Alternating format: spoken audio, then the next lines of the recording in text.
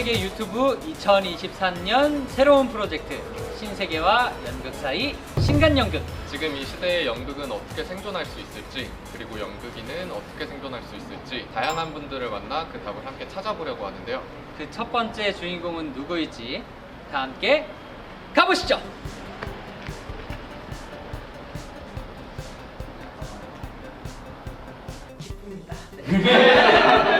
제가요? 저는 신생아인데요? 뭐 이러면서 인류의 멸종, 지구의 멸망.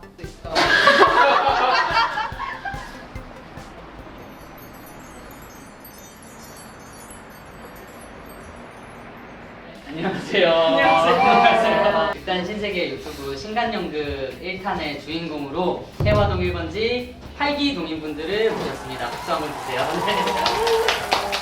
안녕하세요. 해화동 활기동인 박주현입니다.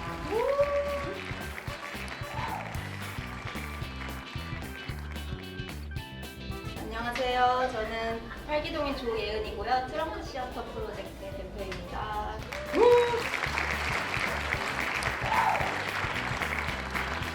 안녕하세요. 저는 활기동인 박세련이고요. 창작 집단 여기에 있다라는 팀의 저도 대표를 맡고 있습니다.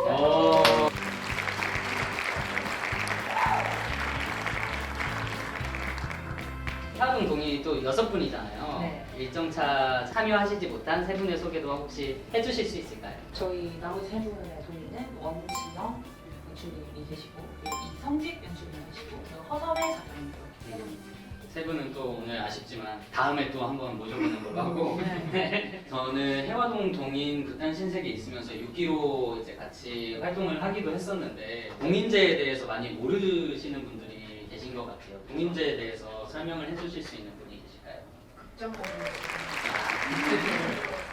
해화동 일본식 동인제는 말이죠.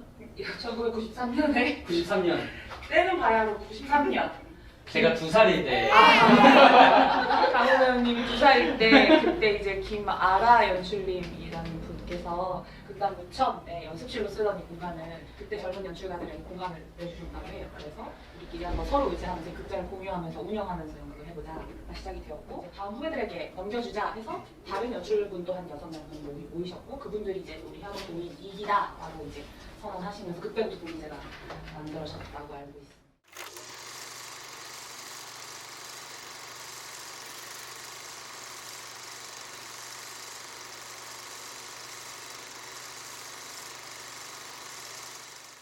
유구한 역사를 가장 큰 것 같아요. 네, 그러게 말이에요. 혹시 극장장님이시니까 가장 소개 간단하게 해주실 수 있을까요? 해화동 1번지 극장은요 종로구 청경북로 35-7 88-1번지라서 해화동 1번지라는 이름이 붙은 극장이고요. 지하에 있는 아주 조그마한 극장입니다. 30년이나 된 극장이라 장비들도 많이 낡았지만 30년간 쉬지 않고 계속해서 공연이 올라온 극장이고 많은 연극인들이 다녀간 극장이라서 뭐랄까 그 기운은 확실히 있는 극장이고 아직도 살아있는 오래된 극장입니다. 맞아요. 해화동 들어갈 때마다 극장이 살짝 숨 쉰다는 느낌을 가끔 들 때가 있어요. 그래서 막 극장 것도 가끔 만져보고 근데 SNS에 극장 마사지 하는 영상을 많이 봤어요. 이성직 동인이 극장 마사지 하고 있어요. 너무 고양이처럼 이렇게 연극에 대한 좀 질문을 드려보고 싶은데 각자 시작하는 그 계기들이 있잖아요. 세 분은 어떤 계기로 시작을 하셨는지 조금 궁금했어요. 첫 번째로 제가 연습하고 오신 거 아니에요? 맞아 저희가 트라이앵글. 저희가 유닛이 있거든요. 활기 유닛. 동인네 유닛이 있고요. 와, 신기하다. 우리 유닛도 한번 인사를 드려야 되는데. 아니 뭐였지? 다 같이 한번 해주실 수 있나요? 하나, 트라이 동인 유닛. 트라이앵글. 저도 원래 그 태권도 선수로 그 고등학교 때까지 운동을 하다가 중요한 시합을 앞두고 훈련을 하다 좀 다쳐서 이렇게 재활을 하면서 쉬게 되다가 너무 방황을 하던 차에 어머니께서 그러면 연극을 한번 해보렴.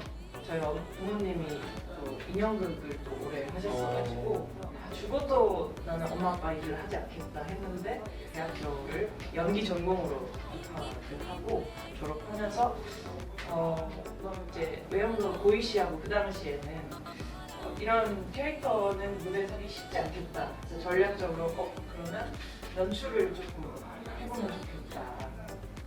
아버지의 권유가 있어서 어머니의 권유에 이어서 아버지의 권유로. 권유까지 가서 저도 재밌었던 것 같아요. 학교 다니면서 연출을 한번 해봤을 때 공부를 조금 더 하자 해서 이제 대학원에 가서 연출 전공을 해서 밖에서 활동을 하고 있어요. 세련 연출님이 출연하신 작품들이 꽤 있으시더라고요. 그러면 옆에서 아까 주영 연출님이 그때 이랬었는데 네, 국가대표를 준비하는 거였죠. 네, 그 전까지 갔다가 이제 올림픽은 참가를 못하고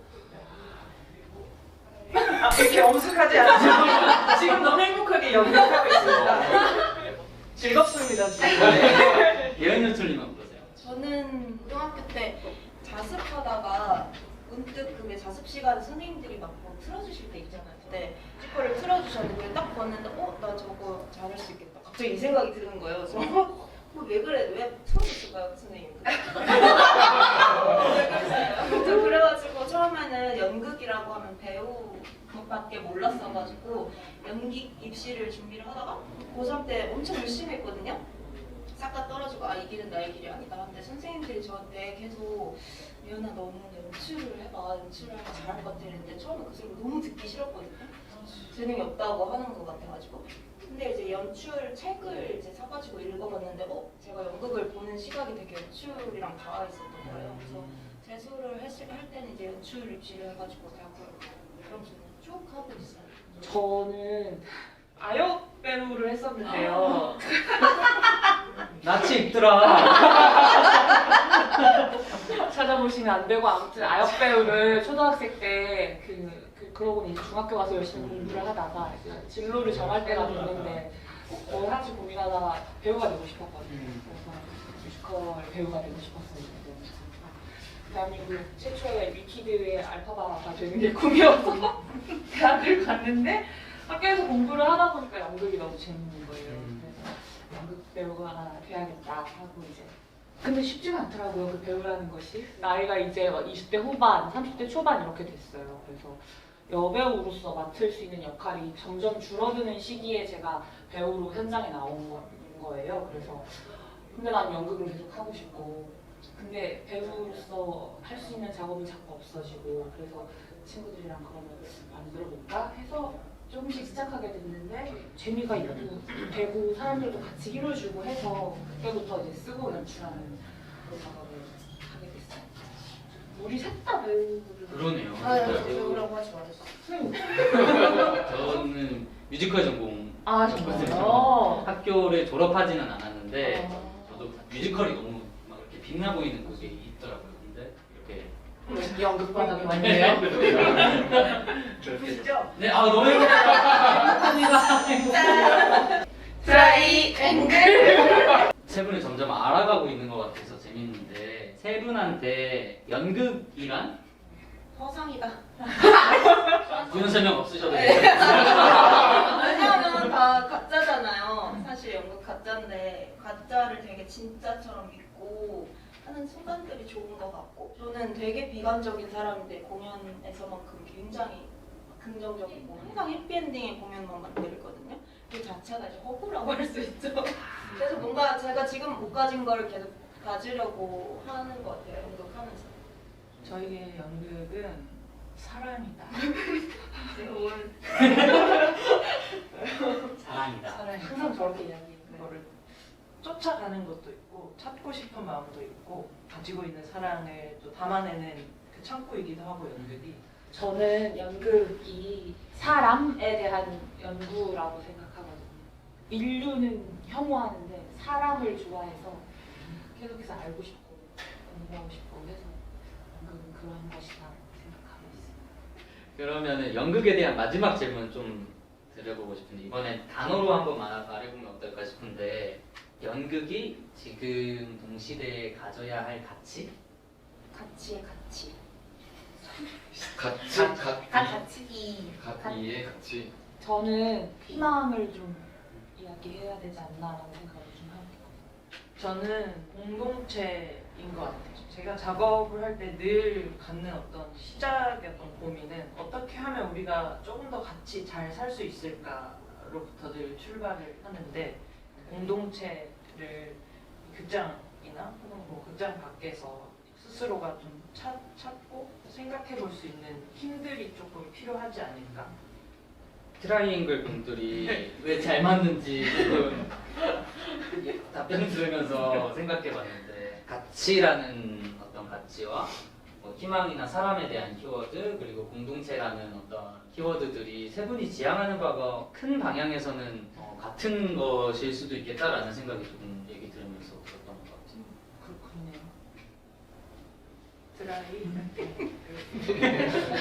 이제 동인에 대한 질문. 동인은요? 동민이 가져야 가져야 할 가치관. 다 너무 공감하는데요. 저도 사람 때문에 연극하고 이런 게 너무 커가지고 저는 연극은 연극이다. 연극 자체가 가치가 될 수 있어요. 왜 우리는 막 잠이나 어떤 취미 활동이나 이런 것들 그 자체로 가치가 될 수 있는데 연극의 가치를 딴 데서 찾으려고 해요. 마지막에 대답할 거야. 저거 사고 저거 제가 자, 다시. 그 연극 사람이다. 동이 됐다는 연락을 받으셨을 거 아니에요. 그 당시에 어떤 경험들을 좀 공유해 주실 수 있을지. 저는 제안을 처음 받았을 때 제가요? 라는 대답을 했던 거. 되게 기쁘면서 그래도 나의 작업 활동들을 팔로우하고 이렇게 제안을 받았다는 거. 그러니까 누군가 보고 있었다는 거에 대해서 되게 즐거움이 생겼던 것 같아요. 저는 작년에 에든버러 프린지 페스티벌에 참가를 했는데 프린지 기획하는 PD님이 올해의 초청 제안을 받고 나서 기쁘다 하고 있었는데 카톡으로 받았어요. 제가 해외에 있었다 보니까 저는 유네스코 진님한테 연락을 받았습니다. 제가요? 저는 연극 신생아인데요? 막 이러면서 이제 나가 해외에서 뭔가 더 활발하게 활동을 할 수 있나? 이런 식으로 막 희망이 가득찼다. 갑자기 어떤 대학로에 한극장에 팍 가야 된다는 느낌을 받으면서 이게 맞는 건가? 이거 되게 이렇게 상반된 뭔가의 제안이 같은 날 들어와가지고 되게 신기하면서도 저도 마찬가지로 누가 나의 작품을 관심 있게 보고 있었구나 이런 감정이 가장 컸었고 해화동 1번지는 저에게 되게 어떤 정치적인 공간으로 좀 느껴졌었거든요. 근데 저는 저 공연 정말 희망차고 이런 그냥 정말 일상의 사소한 이야기를 다루는 작품들을 주로 해왔는데 그럼 나도 어떤 정치적인 이야기들을 해야 되는 건가? 하면서 그런 관련된 질문 같은 게 좀 했었던 것 같아요. 저는 그 집에서 글을 쓰고 있었는데 김길연출님에서 전화를 받고 처음에 든 생각은 동인 이걸 어떻게 뽑는 거지? 내가 왜 뽑혔지? 였거든요. 어떤 시스템으로 뽑히는지 몰라가지고 동인들끼리 회의를 해서 그렇게 되었다. 그러시고 이런저런 얘기 해주셨었는데 일단 기회가 많았다라고 얘기를 해주신 것 같아요. 계속 한번 해보세요 이렇게 얘기하셨던 것 같아요. 진짜 웃긴 얘기. 급격하게 살 빠진 정준하처럼 될 수 있다고. 신세계에 대해서 어느 정도 알고는 계신 것 같아가지고 신세계 하면은 바로 떠오르는 단어가 있다면 뭐가 있을지. 신세계 하면 저한테는 굉장히 그 마동석 같은 느낌이 좀 있어요. 마동석. 네, 굉장히 강렬하고 하고자 하는 이야기도 굉장히 잘 정리해서 강력하게 관객들한테 좀 던지는 느낌이고 유하거나 말랑말랑한 이렇게 접근이 아니라 그런 파워풀함이 신세계한테 있는 저의 인상인 것 같아요. 동의하시나요? 그런 거 같아요. 하고 좀 많이 힘든 거 보면은 숨이 차고 힘든 거. 저는 보면 배우분들이 너무 대단하신 것 같아요. 이 합과 특히 뭐 모든 스텝 연출도 포함해서 다 고생하겠지만 이 무대 위에서 결국 부딪힌 어깨빵을 하는 건 배우잖아요. 그 배우분들 보면 저런 배우들하고 작업하는 연출은 진짜 행복하겠다 이런 생각도 많이 하는 배우분들 최고. 저한테는 집단 그 자체인 것 같아요. 맞아요. 항상 어딘가에 갔을 때 신세계 분들이 정말 이렇게 모여 계시. 그렇게 사람 많으면 신세계 하면서 좀 단체로 보러다니고. 저는 신세계 하면 떠오르는 게 파란색, 공주들, 그리고 이갈리아 이렇거든요. 저는 그 작품들이 다 너무 좋았고 저에게 너무 의미 있는 공연들이었고 그리고 저는 또 개인적으로 신세계 SNS라든가 유튜브라든가 예전부터 많이 보고 있거든요. 많은 활로를 찾아서 굉장히 다양한 방법으로 이 연극계에서 생존 방안을 찾아가고 있다 이런 생각이 들어서 진짜 벤치마킹을 해야 된다라는 생각으로 훔쳐보고 있습니다. 마음껏 벤치마킹. 처음 만나면 신세계라. 이 신간 연극에서 키워드로 갖고 있는 생존이라는 키워드의 질문인데 연극이 생존하는 것도 그렇고 연극하는 우리가 생존하는 것도 그렇게 쉽지 않은 것 같다라는 생각이 들어요. 세 분은 어떻게 생존을 해오셨고 앞으로 어떻게 살아남을 것인지 좀 궁금했었던 것 같아요. 그거를 계속 고민하면서 사는 것 같아요. 지금 어떤 답은 절대 못 찾을 거고요. 각종 알바. 그쵸? 떼놓았어. 근데 웬만하면 그래도 연극 관련된 일을 하고 싶고 왜냐면 저의 전업이 연극이었으면 좋겠거든요. 그게 지금 좀 흔들리고 있는데 근데 뭐 각종 알바를 많이 합니다. 뭐 티켓버스도 구한다고 하면 그렇게도 하고 오퍼레이팅도 하고 그 전까지는 주연출을 6년 정도 하면서 그리고 뭐 연극 외적으로는 한동안은 막 주말에 그냥 정말 스시집에서 알바를 하기도 했고 아니면 뭐 미술 광고 촬영 뭐 미술팀 같은 거 어시스턴트 하면서 뭐 일을 하기도 하고 각종 알바로 생존하고 있는데 현타가 이제는 좀 진짜 많이 오는 것 같아요. 이게 맞나? 언제까지 이렇게 살 수 있을까? 그리고 너무 새로운 일을 구하는데 에너지 많이 쓰고 거기에 적응하는데 에너지 쓰고 해내는데 쓰고 해서 좀 지쳐 있어서 맨날 죽는 소리 해요. 앓는 소리 하고 하지만 누구보다 강하게 계속해서 이어가고 있는. 이 프로그램 기획하면서도 제일 메인 질문으로 갖고 있었던 게 어떻게 하면 전업 예술인이 될 수 있을까? 진짜 다양한 창작자들을 만나면서 그 방법들을 모아서 하나의 답을 내릴 수 있다면 그러면 얼마나 좋을까라는 생각으로 기획을 했었었는데 낭만에서 좀 벗어나야 된다는 생각을 하거든요. 그게 좀 더 우리를 궁핍하게 만드는 것 같다는 생각을 종종 해요. 그래서 이게 우리 현실의 삶이다라는 생각으로 좀 더 현타가 오고 괴롭긴 하겠지만 그래도 내가 좋아서 하는 걸, 살을 수 있는 걸 이런 생각으로 우린 연극쟁이니까 뭐 밥도 못 먹지만 연극하는 거 행복해. 물론 행복하지만 그런 마인드보다는 좀 더 우리 이거 직업이다라는 생각으로 좀 낭만에서 벗어나서 바닥에 발 붙이고 연극을 해야 되지 않을까 항상 이런 생각을 하거든요. 좀 여러 생각을 하게 된 것 같은데 예술 노동으로 어떻게 먹고 살 수 있는가에 대한 질문도 같이 들고 연극 수업을 하고 왔는데 30명이 떠드는 목소리랑 제 목소리가 하나도 안 들리는 거예요. 그래서 애들은 다 막 뛰어놀고 그리고 저 혼자 고개 숙이고 이러고 있는데 너무 현타가 와가지고 이 자리에 오면서 이 상태에서 이 질문을 같이 해야 되는데 나는 어떡하지? 막 이런 생각을 하면서 왔거든요. 또 얘기 들으니까 동료가 있는 느낌이라고 해야 되나? 나도 같죠. 혹시 연극이 사라지는 계기가 있다면 어떤 거일 것 같으세요?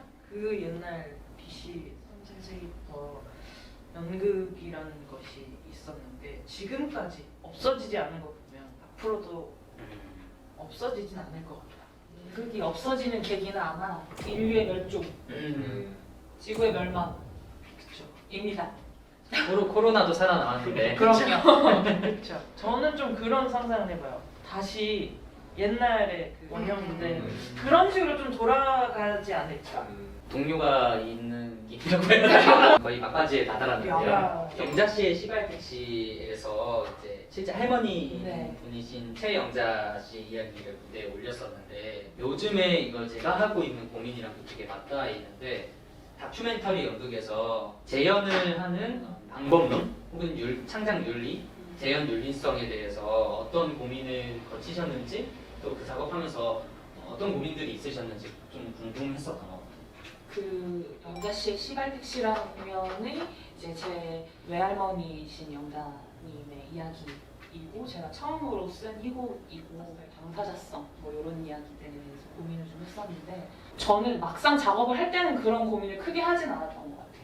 왜냐하면 저의 가족이기도 했고 그리고 너무 깊게 알고 싶은 마음이 일단 컸기 때문에 리서치하고 알아보고 연구하고 하는 과정에서 타인이라고 느껴지지가 않았던 것 같아요. 내가 하고 싶은 이야기가 이 사람의 인생과 닿아 있다라는 생각이 어느 순간 들어서 뭔가 재현한다, 뭐 다른 사람의 이야기다, 당사자성이 없다 이런 생각을 작업하면서는 못했던 것 같아요. 근데 올해 제가 지금 준비하고 있는 작업은 완전히 타인의 이야기를 정말 리서치를 해서 가져와서 이제 공연화를 준비하고 있는 건데 그건 조금 걱정이 되긴 하거든요.